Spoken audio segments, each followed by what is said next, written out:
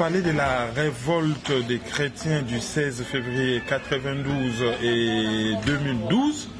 Nous voulons faire remonter le temps, mais parler des révoltes estudiantines parce que au Congo, les étudiants sont parmi les personnes qui se sont le plus révoltées et qui ont payé le plus lourd tribut au pouvoir et pour la défense de la population. Alors, nous avons gardé M. Anissé Mobé pour qu'il nous fasse l'historique des révoltes étudiantines au Congo.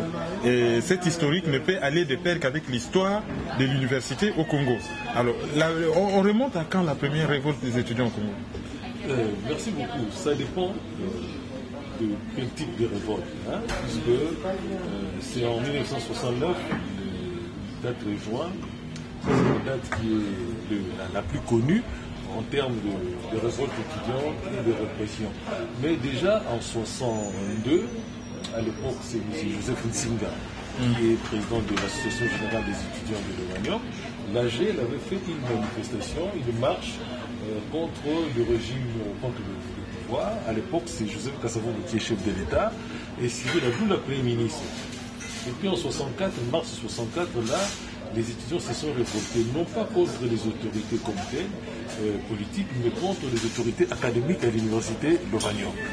Alors, dans les deux premiers cas, et en 62 et en 64, en 62, les étudiants descendent dans la rue, ils vont devant le bureau de Abdoula.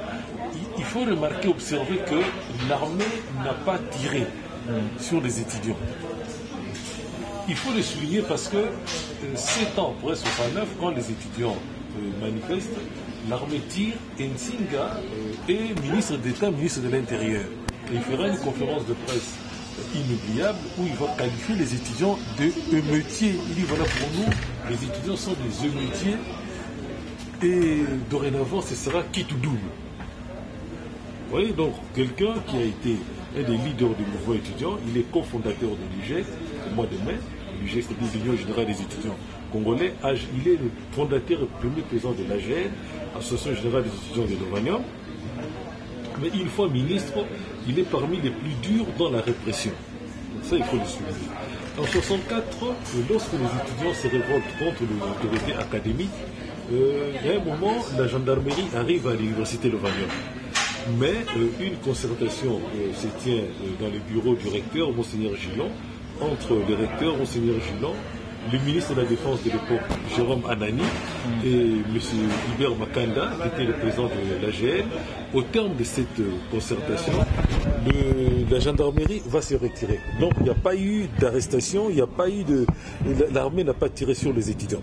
Je rappelle que M. Jérôme Anani, qui était ministre de la Défense de 61 jusqu'en 64, était député en 65 et en 66, il était parmi les 4 parlementaires pendus sur la place publique au terme d'une parodie de procès. Là où on a construit les stades des martyrs. Oui, donc oui, il y a eu des révoltes étudiantes au Congo, mais de plusieurs sortes. Donc, à partir de 69, évidemment, 71, il y a la commémoration du massacre de 69. Les étudiants sont embrigadés dans l'armée. Et puis, il y en a eu d'autres, principalement en 1980 et en 1982 aussi. Mais il faut souligner qu'à chaque fois qu'il y avait comme ça des manifestations étudiantines réprimées à Kinshasa, en Europe, notamment en Belgique, il s'est créé toujours un mouvement de solidarité pour soutenir les révoltes de Kinshasa et puis pour organiser des manifestations pour dénoncer la répression. Et après, donc, 69, il y a eu des massacres. La presse internationale ne s'est pas mobilisée comme ils l'ont fait avec les massacres de la place Sénamé. C'est ce que d'ailleurs que vous avez écrit dans cet article il y a 30 ans Kinshasa. Qu'est-ce qui a encore suivi comme manifestation au nom de quoi? Il revendiquait quoi? Bon. Après 69. Alors, vous faites bien de rappeler le rôle de la presse. Parce qu'en 69, en Belgique, la presse belge se montre assez discrète, effectivement. La presse belge préfère mettre l'accent sur ce qu'elle appelle la réussite économique du Congo. En réalité, c'est parce qu'au mois d'octobre, Mobutu allait faire une visite officielle en Belgique. cette visite officielle allait ouvrir de perspectives assez intéressantes pour les industries belges d'exportation. Donc il fallait absolument soigner l'image de marque de Mobutu avant son arrivée. Mais en Belgique, il y a eu un mouvement de solidarité et des étudiants congolais qui étaient en Belgique et aussi d'une partie des étudiants belges, notamment le MUBEF, le mouvement des universitaires belges d'expression française, qui ont envoyé une lettre de protestation au roi Baudouin au moment où Mobutu allait faire son voyage en Belgique. Pour dire que ils étaient contre ces voyages, on ne pouvait pas comme ça accueillir en grande pompe un chef d'État qui venait de massacrer les étudiants dans son pays. Et deuxièmement, au point d'ailleurs que dans la revue Nouvelle, M. Marc Delpeleire, qui était une des consciences du jour de la revue Nouvelle, a fait un article intitulé « Conspiration du silence » pour dénoncer les silences de la presse belge, effectivement. Même ici en France, à part comme ça de petites lignes entrefilées dans Le Monde et puis dans La Croix, il n'y a presque rien eu, sauf dans Jeune Afrique. Alors même que Monsieur Jacques Rivière, qui était correspondant de l'agence France Presse à Kinshasa, avait été expulsé par le gouvernement congolais parce que lui, il a fait un compte rendu détaillé, notamment au niveau des étudiants qui ont été massacrés. Et d'ailleurs, à l'époque, officiellement, on disait il y a 6 morts, 12 blessés. Mais en réalité, il y en a eu plus que ça. En réalité, il y en a eu plus que ça. En tout cas, à la conférence nationale, quand la question a été posée, et à Ntinga, qui était à l'époque ministre de l'Intérieur, et à Kengo Adondo, qui était à l'époque procureur général de la République, et à Losembe, qui était ministre de l'Éducation nationale, ils ont été incapables de donner un chiffre exact. Et Kengo a dit qu'il y a eu au moins 40 morts, c'est-à-dire que non seulement des étudiants, mais aussi des passants, puisqu'il y en a qui sont morts comme ça, qui ont attrapé des balles perdues. Tout cela. Alors, autre question, où a-t-on enterré les étudiants? Même Kengo, qui était procureur général de la République, c'est-à-dire le responsable numéro 1 quand les gens sont massacrés comme ça dans la rue, il a dit, il ne sait pas, il paraît qu'on les a jetés dans la rivière Kinshasa, tout ça. Et dire que dans son meeting à Kinkole, le président de la République a dit qu'ils ont été correctement enterrés, sans dire où ils ont été enterrés. Et surtout, c'est lui qui a proféré les accusations selon lesquelles les étudiants avaient des cocktails Molotov. Il a même dit qu'on a, comme ça, il a ramassé des cocktails Molotov, qu'on a présenté au cardinal comme preuve que les étudiants étaient armés. Mais au procès, il y en a qui s'en est suivi, le ministère public n'a apporté aucune preuve qu'il y avait des cocktails Molotov. Oui, donc silence assourdissant de la presse sur le massacre du 4 juin 69, aussi bien la presse nationale que la presse étrangère. Ce qui veut dire qu'aujourd'hui, là encore, il y a du travail à faire. Il faut analyser les faits. Pourquoi, en réalité, au-delà des problèmes de revendication catégorielle, les étudiants entendaient protester aussi contre les orientations politiques de plus en plus autoritaires, voire dictatoriales du régime. Deuxièmement, il y avait des problèmes de l'organisation de l'université, puisqu'au mois de février, le ministre de l'Éducation Kitim avait réuni les étudiants à Goma, où ils ont élaboré une charte, dite la charte de Goma, pour réorganiser l'enseignement universitaire et supérieur, mais que le gouvernement a rejeté cette charte de Goma. Donc ça a été la cause immédiate de la révolte. En réalité, les causes profondes, c'était surtout les orientations de plus en plus dictatoriales du régime, et surtout les orientations économiques qui ne faisaient qui ouvraient, mais alors vraiment qui légalisaient le pillage des ressources économiques du Congo au profit de l'étranger et au détriment des Congolais. Alors il y a eu d'autres révoltes, par exemple celui qu'on a appelé l'Ititimboka à l'université de Lubumbashi, qui aurait abouti, puisque là c'est un écran de fumée, qui aurait abouti au massacre des étudiants de l'université de Lubumbashi. Qu'est-ce que vous en savez par rapport à cet événement? Oui, mais comme vous dites, c'était en 90, donc à Lubumbashi, il s'est avéré par après que le récit qui en a été fait ne correspond pas exactement à la réalité. C'est pour ça que je disais tout à l'heure, il faut approfondir les recherches.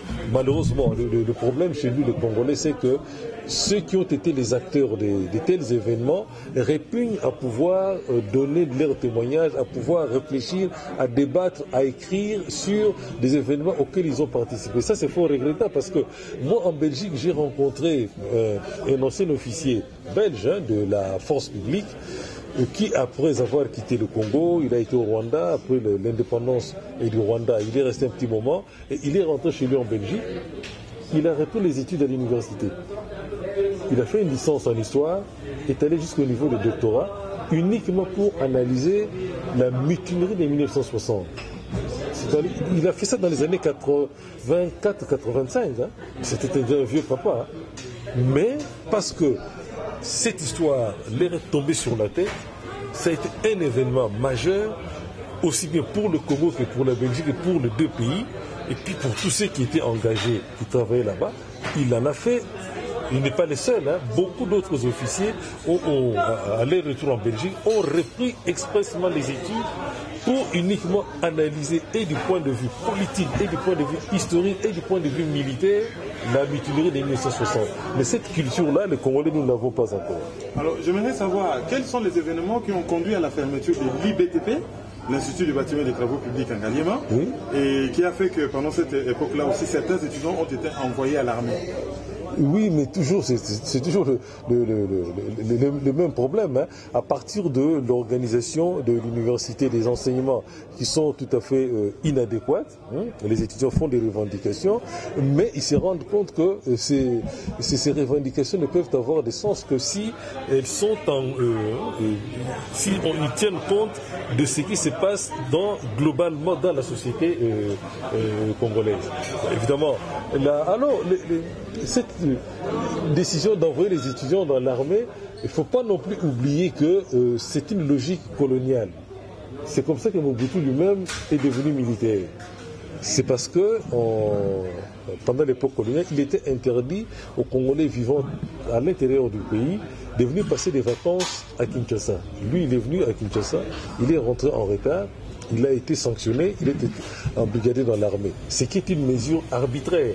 À ceci près que lui, il a intériorisé cette logique et en 71, 20 ans après avoir été embrigadé dans l'armée lui-même, il embrigade ceux de l'université de Valérie.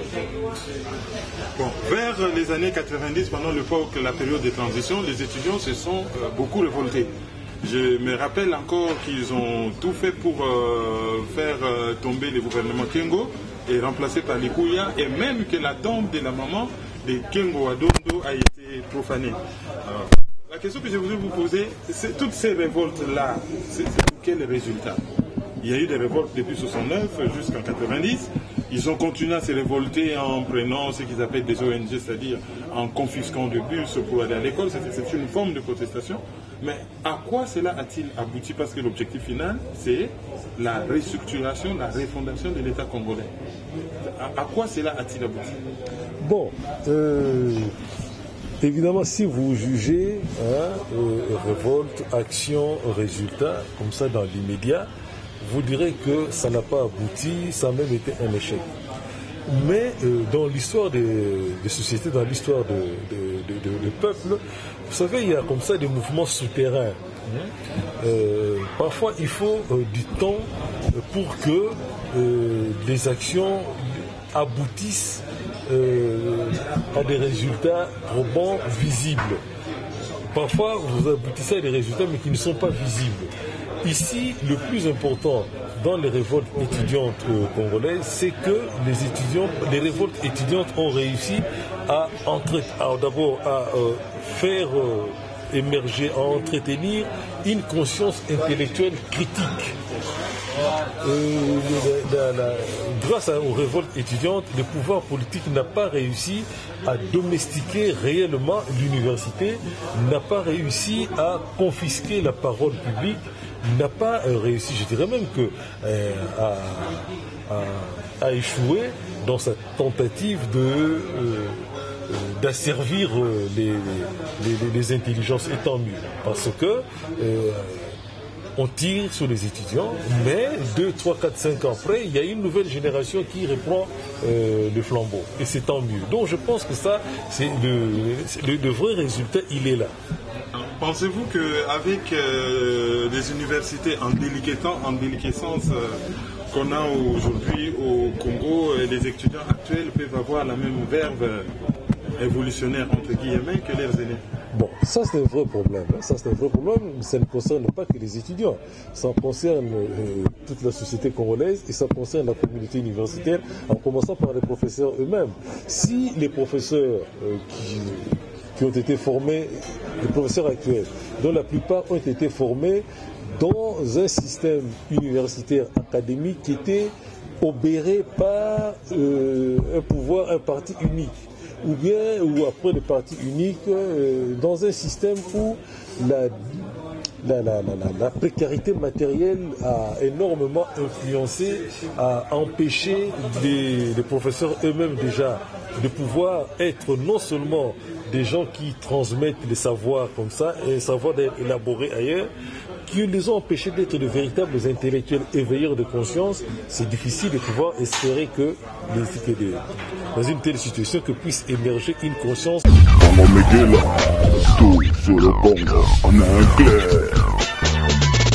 Un petit message pour les étudiants qui vont là. Non, il n'y a pas un petit message, hein, d'abord. Ils ont un message assez court, mais peut-être très profond. Non, d'abord, moi je reste intellectuellement parlant solidaire du monde étudiant, à tout point de vue, parce que je sais que, d'une part, une société ne peut se reconstruire que s'il peut compter sur une intelligentsia pétrie de cultures intellectuelles conscientisantes, et que le monde étudiant, justement, c'est les lieux de bouillonnement. La jeunesse estudiantine a toujours été l'instance critique d'une société qui refuse de sombrer. Et chez nous, l'histoire, notamment l'histoire culturelle du Congo, a démontré que le mouvement étudiant a été souvent à l'avant-garde des avancées significatives sur le plan des cultures intellectuelles. Et donc, il faudrait s'employer à entretenir cette tradition, à l'amplifier, et peut-être les émissions de radio et de télé comme celles que nous réalisons aujourd'hui peuvent y contribuer.